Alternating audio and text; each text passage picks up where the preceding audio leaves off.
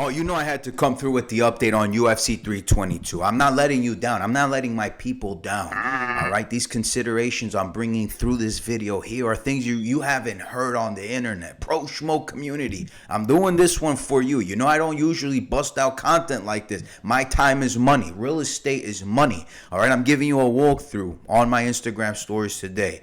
All right, but hey, listen, there's things I'm going to talk to you about that you have not considered yet. And you will on Saturday when all your money's gone and you didn't tune into this video. Charles Radke and Dulatov, why did they take them off? Why did they break up that fight?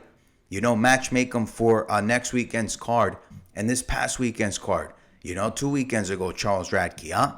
Why are we on short notice fights now? 4 of them.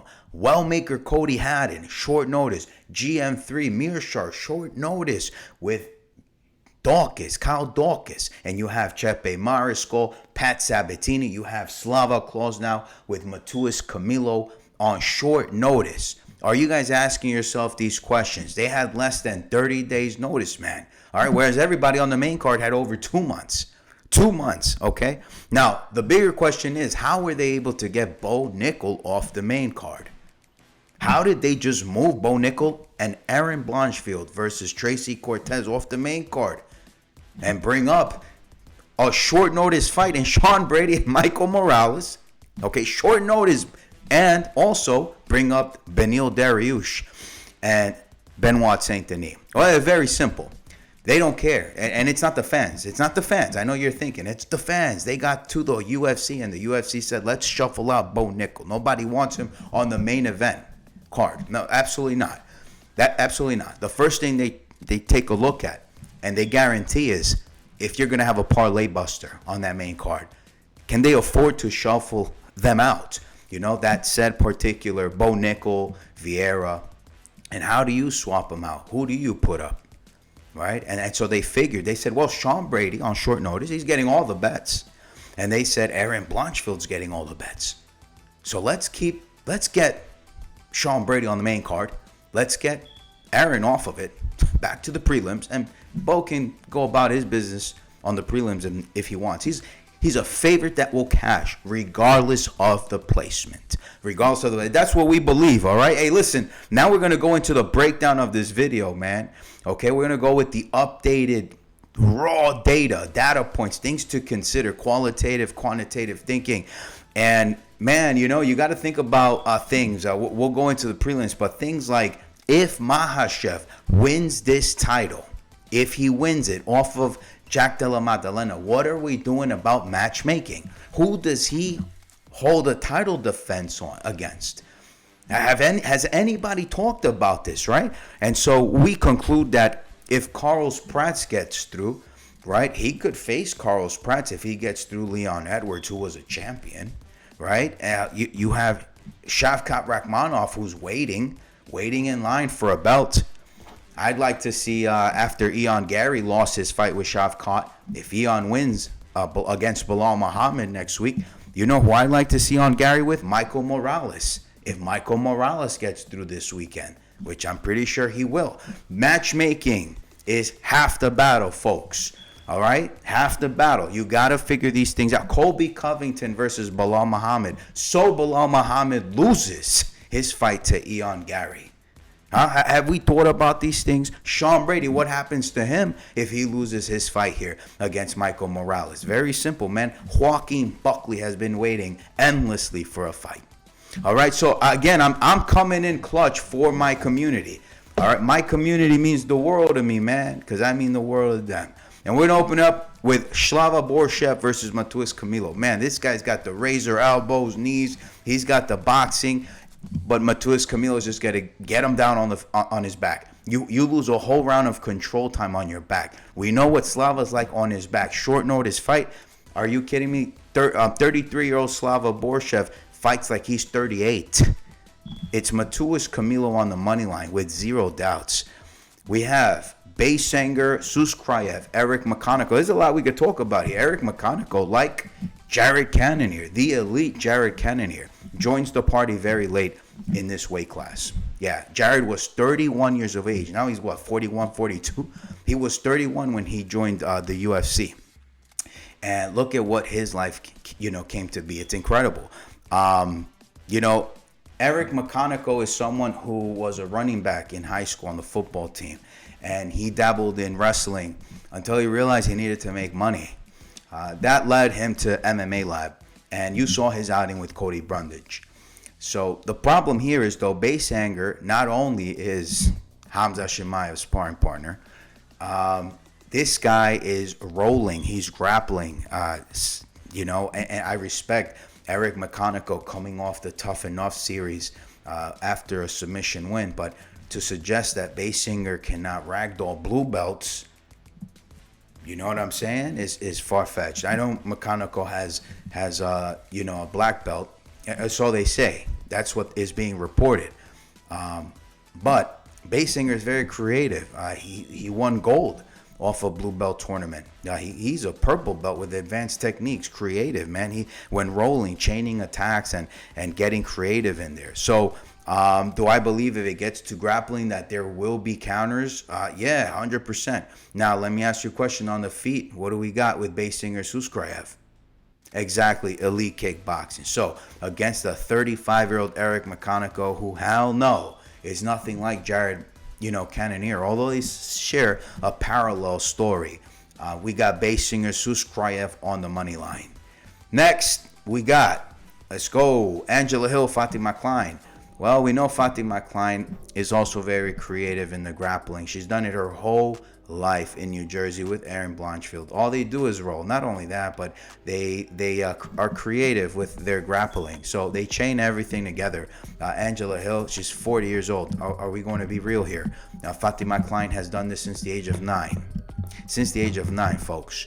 Yeah, there's absolutely no way that Fatima Klein is winning that fight. You could bet your ass on that one.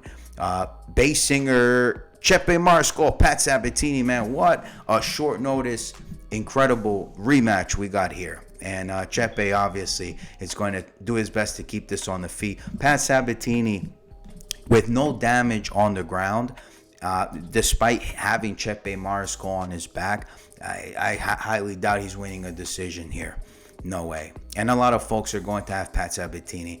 Even live bettors are going to have Pat Sabatini. And then it's going to end up something like Mackenzie Dern and Vernon John DeRoba, right? Where, if the person on their back, in this case, Chepe Mariscal, is, shooting up with his kicks and up kicks and elbows and striking Pat Sabatini from bottom when Sabatini's trying to, submit him.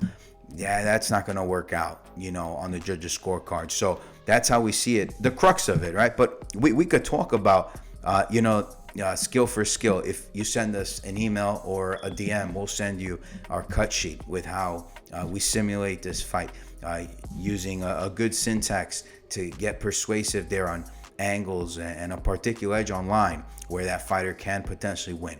All right, so Gerald Meerschaert, Kyle Daukaus is just knocking this brother out. But like I encouraged you guys could get Gerald Meerschaert by submission, or if you bet Kyle Daukaus, it's by finish, baby. That's it. Kyle Daukaus by finish.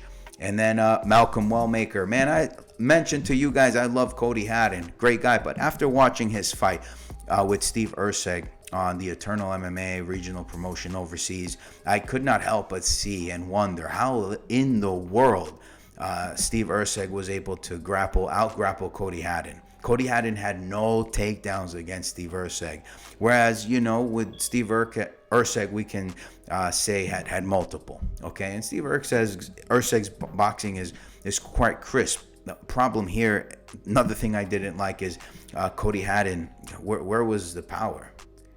Steve Erceg is quite chinny. Why was Steve Erceg not finished?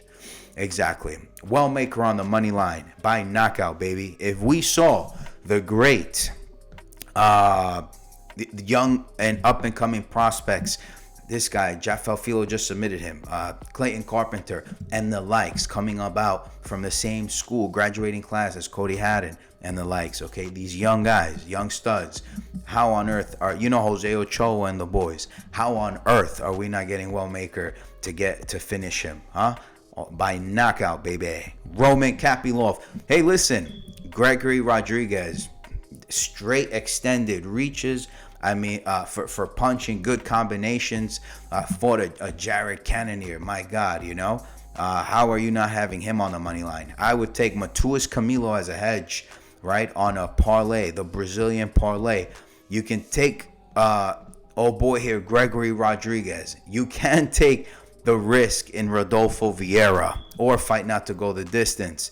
And then you could take Carlos Pratt. That right there gives you plus 300 odds if you want a hedge parlay. Hopefully that helps you out. Hedge parlay, all right?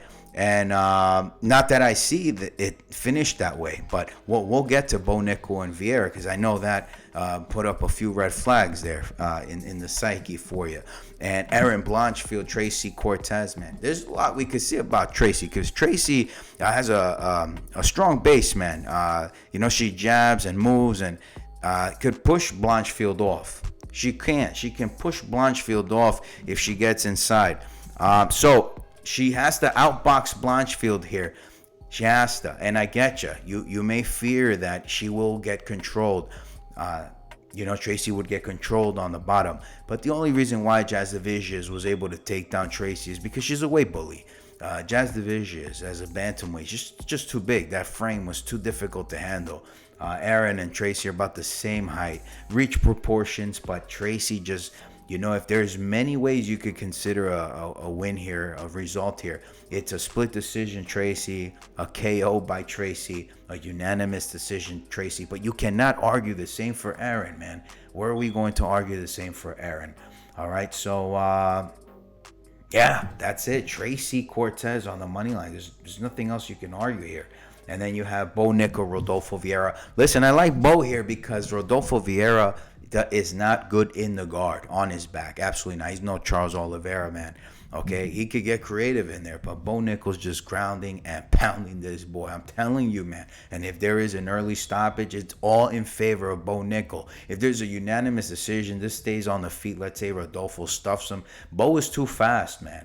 Rodolfo's plotting forward. He's too slow. He tires out in the third. Bo's got cardios for days, man. Even in the third, he'll just take him down, control him. But again, the upside in all aspects of this fight, how it could finish or go to split decision, benefit Bo Nickel. All right, so next one we have Roman Kopylov, Beneil Dariush, Benoit Saint-Denis. I'm surprised a lot of people are not taking Beneil Dariush. Only way Beneil Dariush gets this done is by submission. That's all, folks. So I highly recommend you bet a submission or a round prop for it to finish against Benoit Saint-Denis. Recall that Benoit Saint-Denis, strong grappler, but he's only a purple-based system jiu-jitsu player. All right, whereas Beneil Dariush is elite. If anything, this is where he performs.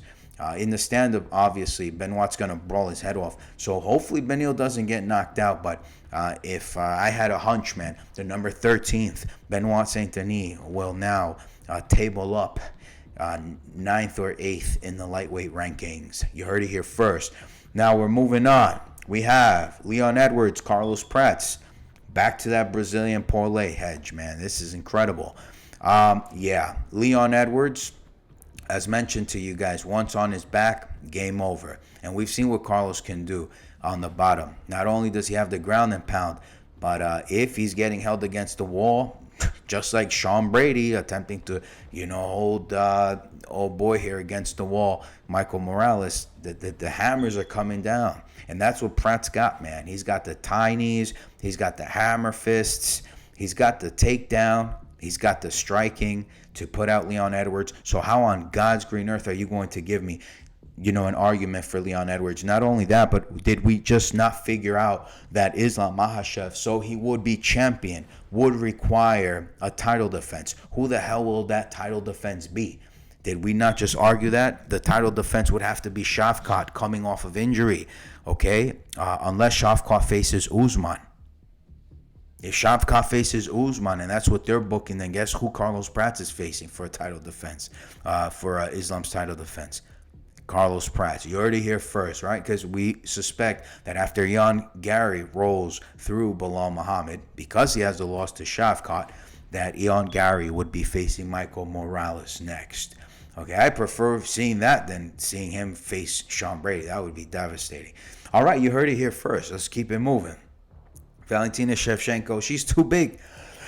Weili's going to wear boosters. She's wearing boosters to the weigh-ins, to the press conference. She's always going to wear high tops. That's it, all right? Shevchenko is way too big, has fought bantamweights. And yeah, Zhang has a strong center of gravity. But I also think politically, the U.S. is over the Chinese market. China is not does not see the barbaric sport of MMA favorably. It's not a sport they are fond of. Ming Zhang got knocked out by Johnny Walker. Their Chinese prospects are all getting finished. You have Weili Zhang as the last Chinese prospect standing, man. Yan Xiaonan, people thought she would get over Verna Jandiroba.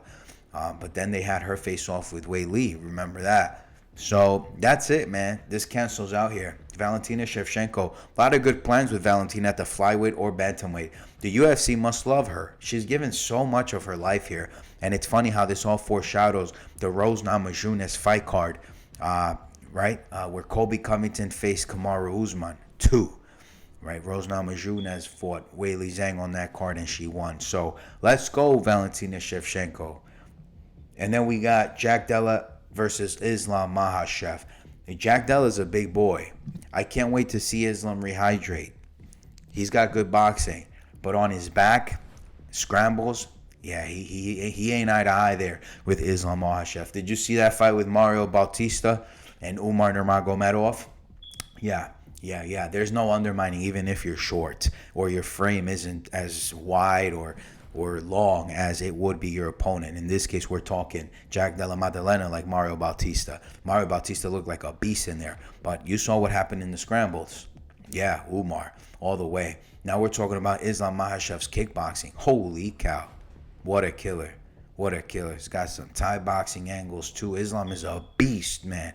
He's a monster in there. This is the culmination of all his work in a weight class that suits him best, where he's happy. Don't get me wrong. I agree with you. He is a bit small. However, his frame is much wider.